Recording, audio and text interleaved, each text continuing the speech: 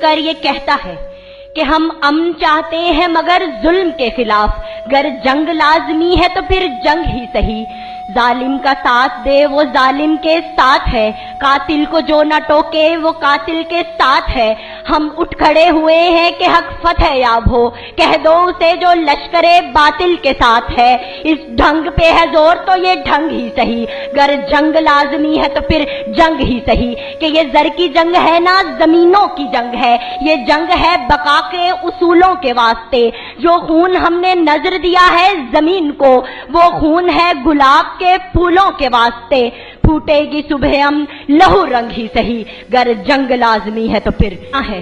کہ کتاب سادہ رہے گی کب تک، کبھی تو آغاز باب ہوگا، جنہوں نے بستی اجاڑ ڈالی کبھی تو ان کا حساب ہوگا، وہ دن گئے جب کہ ہر ستم پر عذاب محبوب کہہ کے چپتے، اٹھے گی ہم پر جب اینٹ کوئی تو پتھر اس کا جواب ہوگا، اٹھے گی ہتھیار ہوتے ہیں کہ تجھے اب کس لیے شکوا ہے، بچے گھر نہیں رہتے، جو پتے زرد ہو جائیں وہ پیڑوں پر نہیں رہتے، تو کیوں بے دخل کرتا ہے مکانوں سے مکینوں کو، وہ دہشت گرد بن جاتے ہیں جن کے گھر نہیں رہتے، یقیناً یہ رعایا بادشاہ کو قتل کر دے گی، مسلسل جبر سے محسن دلوں میں ڈر نہیں رہتے، مسلسل جبر سے محسن دلوں میں ڈر نہیں رہتے۔